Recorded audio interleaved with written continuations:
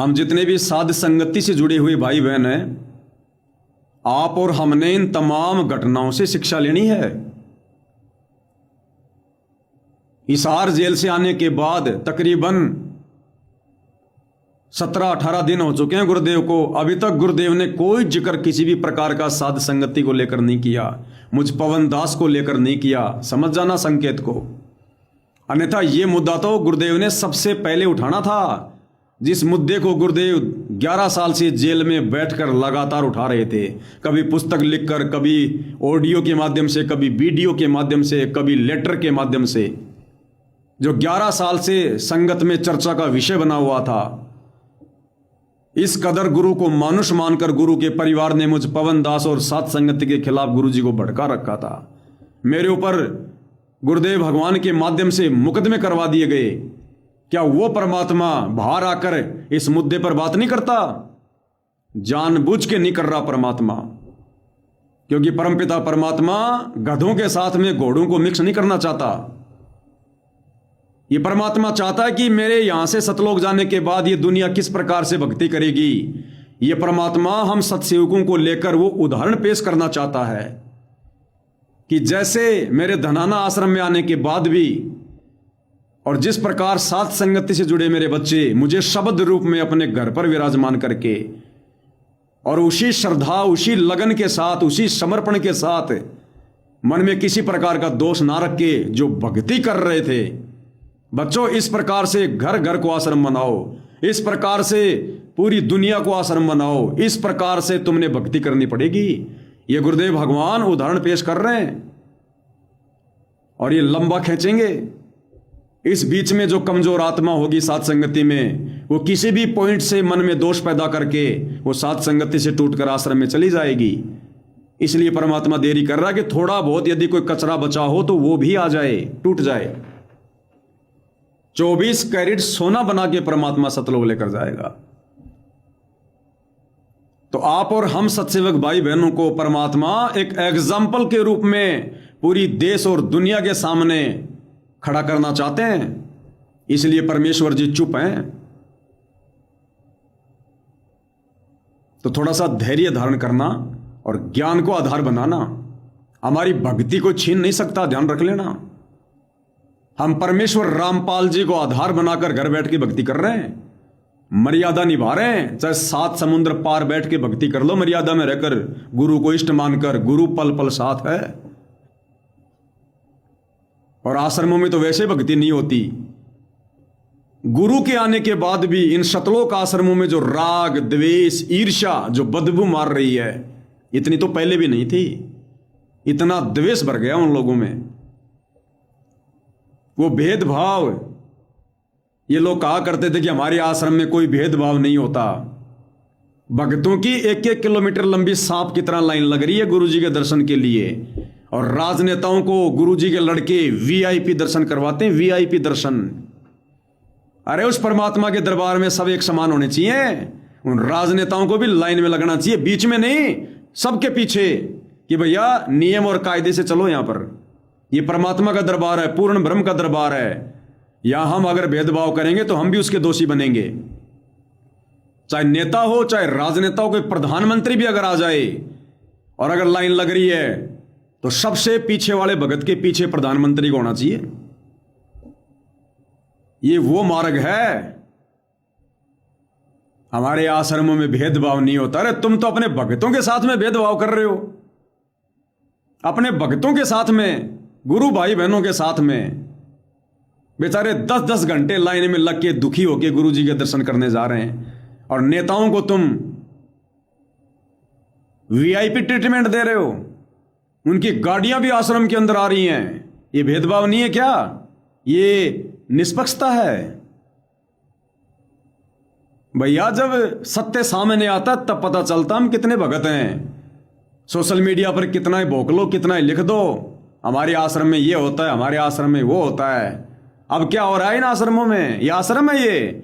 इसलिए गुरुदेव ने इनको कुआं बताया, इसको खुली जेल बताया। हम क्या करेंगे उस कुएं में जाके? हम क्या करेंगे उस जेल में जाके? हमारे घर को गुरुदेव ने आश्रम बना दिया, घर घर सतलोकाश्रम, घर घर सतलोकाश्रम। तो भाई और बहनों, आप और हमने दृढ़ रहना है। और परीक्षा बहुत हो सकती है, ध्यान रख लेना। ये दास पहले भी कहता आया है कि ये पवन दास सदा तुम्हारे बीच में नहीं रहेगा, सदा तुम्हारे को इस प्रकार से गुरुदेव की प्रेरणा से ये ट्रीटमेंट नहीं देता रहेगा। हो सकता है परमात्मा कोई नया खेल खेल दे, हो सकता है ये पवन दास कुछ समय के लिए जेल चला जाए, और फिर उसके पीछे तुम क्या करोगे? परमात्मा फिर यह भी चेक करेगा कि पवन दास के फिर से जेल जाने के बाद क्या ये साध संगत पवन दास के पीछे चल रही थी क्या? अब पवन दास के जेल जाने के बाद क्या इन भक्तों में उतनी दृढ़ता रहेगी क्या? इतना ही विश्वास रहेगा क्या? तो यह भी ध्यान रख लेना भाई और बहनों, कुछ भी हो सकता है। दास आपको पहले संकेत कर रहा है, ऐसा भी हो सकता है यह दास परमात्मा जी के आशीर्वाद से कुछ दिन सेवा में जेल भी जा सकता है। उसके बाद क्या होगा? वो अग्नि परीक्षा ही होगी, वो भी हमारी एक परीक्षा होगी। इसलिए दास सदा से कहता है कि मुझ पवन दास को देख के कभी मत चलना। मैं क्या कह रहा हूं, क्या बोल रहा हूं, जो गुरु के ज्ञान से है वो मैच करना, और यहां किसी को आधार मत बनाओ। ठीक है, परमात्मा ने मुझे एक समय के लिए सहयोगी बनाया, लेकिन आधार अपने गुरु जी के ज्ञान को ही बनाओ। सहयोगी तो कोई भी भगत हो सकता है, लेकिन आधार केवल अपने गुरु जी के ज्ञान को बनाओ, अपने गुरु जी को बनाओ। किसी भगत को आधार मान के मत चलना कभी जिंदगी में। ये तो परमात्मा ने इस दास के ऊपर दया रखी, जो मेरे को इतने दिनों तक परमात्मा ने संभाल के रखा, काल प्रेरित नहीं होने दिया। अन्यथा मेरे जैसे तो 50 आते हैं 50 जाते हैं, कितनी बार ना जाने हमारी नैया डूबती। लेकिन परमात्मा ने दास को दृढ़ता देके रखी। इस दास की औकात नहीं थी इस भक्ति मार्ग पर दृढ़ बने रहने की, इन आश्रम के इन गुंडों का सामना करने की, इनके इतने जुल्म सहन करने की। ये परमात्मा जी ने विशेष आशीर्वाद देके रखा आप भगत भाई बहनों के लिए, आप लोगों को भक्ति मार्ग पर दृढ़ बनाए रखने के लिए। तो किसी भगत को कभी भी आधार बना के मत चलना भक्ति मार्ग में। भगतों से तो फायदा उठाया जाता है, जितना वो भगत परमात्मा की मर्यादा में रहकर हमें कोई सत संदेशा दे रहा है, तो हमने तो उस भगत का फायदा उठाना है, भक्ति पर हमने दृढ़ होना है। लेकिन उस भगत को देख के नहीं चलना हमने बिल्कुल भी। वो भगत चाहे आज मर जाए, पवन दास चाहे आज मर जाए, आपने कोई शोक नहीं होना चाहिए, किसी प्रकार का कोई दुख नहीं होना चाहिए। यहां सबके अपने कर्म है भाई। पवन दास चाहे आज जेल चला जाए, आप लोगों ने कोई चिंता नहीं होनी चाहिए, और ज्यादा दृढ़ होना चाहिए कि भाई अब गुरुजी नेक्स्ट लेवल की परीक्षा ले रहे हैं। उस पवन दास की भी परीक्षा होगी और हमारी भी परीक्षा लेंगे अब गुरुजी नेक्स्ट लेवल की। और ज्यादा हमने दृढ़ होना है, पहले से कहीं ज्यादा। तो ये अग्नि परीक्षा है, कुछ भी हो सकता है। और हिंट परमात्मा पहले दिलवा देते हैं ताकि आगे चलकर एकदम से कोई बौखला ना जाए। यह भी गुरुदेव भगवान की विशेष मेहर समझना, उनकी रजा समझना। तो आधार केवल अपने गुरु जी के ज्ञान को। और दास पूरे दृढ़ विश्वास के साथ कह सकता है, जितना गुरुदेव भगवान को समझा, उनके ज्ञान को समझा, उन्हीं के आशीर्वाद से आज वर्तमान में अपने गुरु जी को परमपिता परमेश्वर मानकर, उनके ज्ञान को आधार मानकर और अपनी आत्म कल्याण की चिंता को लेकर जिस प्रकार से हम मर्यादाओं में रहकर भक्ति कर रहे हैं, अगर हमें गुरुदेव भगवान अंतिम श्वास तक भी नहीं मिलते हैं, आश्रम में नहीं बुलाते हैं, तो भी भाई और बहनों यदि हम इसी प्रकार से भक्ति में लगे रहे, आप और हमारा ठिकाना सतलोक है, सतलोक।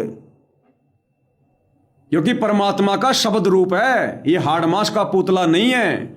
और जिसने अपने गुरु को शब्द रूप में मानकर उनकी पूजा करनी सीख ली, उस आत्मा का कल्याण होगा।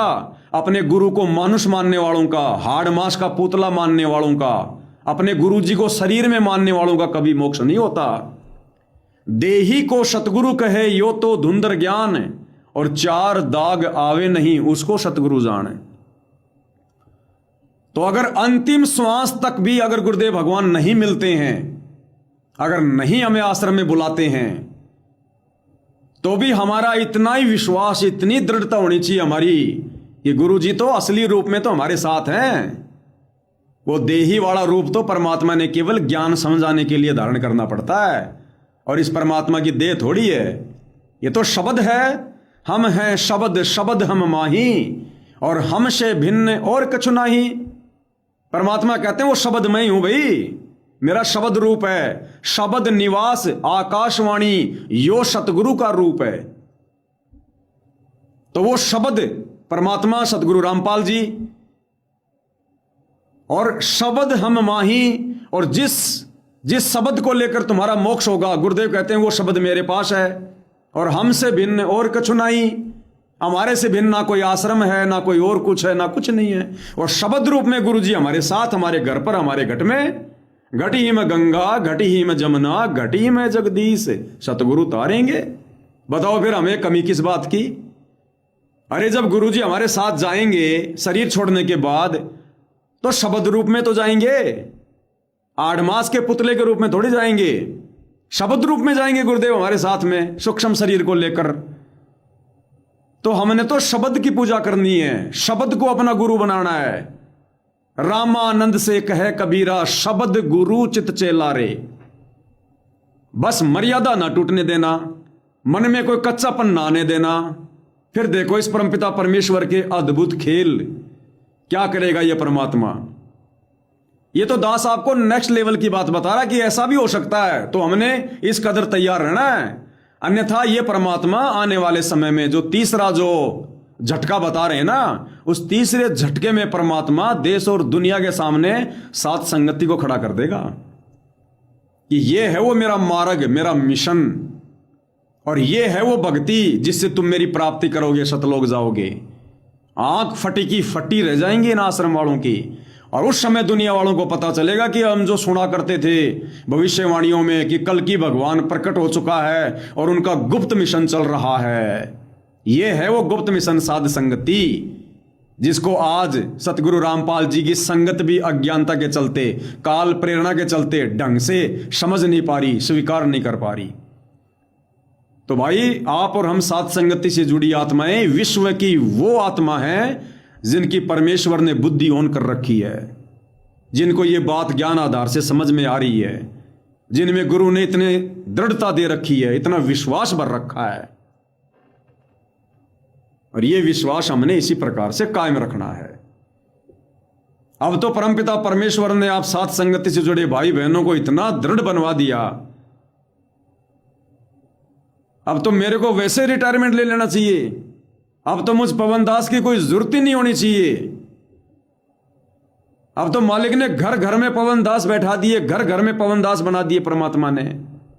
अब जरूरत ही नहीं, अब जरूरत है भक्ति की, अब जरूरत है मर्यादा में रहकर भक्ति करने की, अब जरूरत है इसी दृढ़ता को बरकरार रखने की। और किसी को मत देखो अब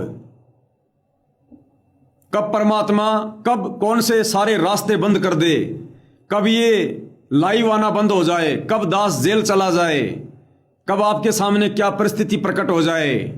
अब हमने उन परिस्थितियों का सामना करने के लिए दृढ़ रहना है, आधार अपने गुरु जी के ज्ञान को बनाना है। हमने तो अब दुनिया को दृढ़ करना चाहिए, अन्य भक्तों को हमने दृढ़ बनाना चाहिए।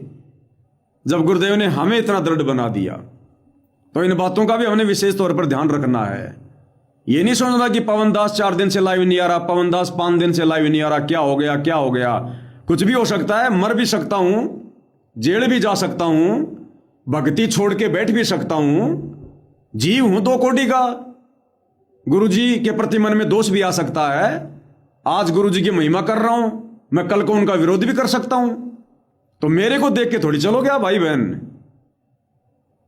अपने गुरु जी को देखकर चलो, अपने गुरु जी के ज्ञान को देखकर चलो। मेरे जैसे तो 50 आएंगे उनकी महिमा करने वाले, और 50 काल प्रेरणा से उनका विरोध भी करेंगे। लेकिन आप लोगों ने क्या सीखा इतने दिनों में, उस चीज पर कायम रहना, उस चीज पर आप लोगों ने दृढ़ रहना है।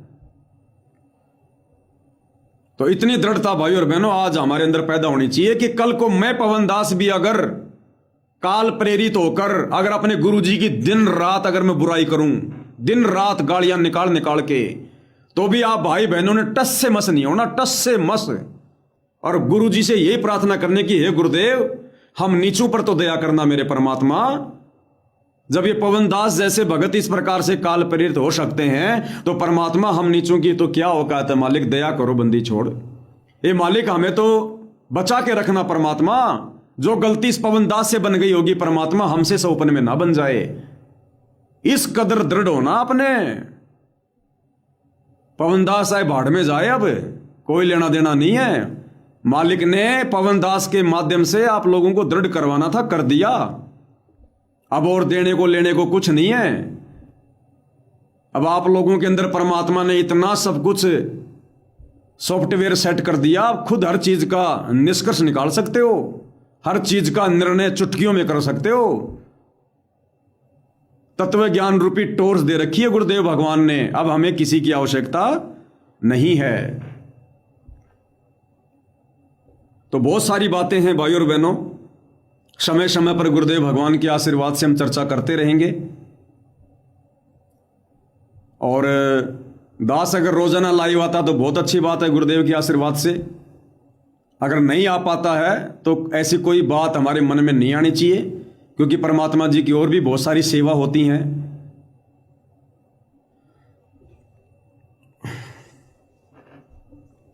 तो भाई और बहनों, अब अगर आगे का टॉपिक शुरू करेंगे तो फिर थोड़ा समय लग जाएगा।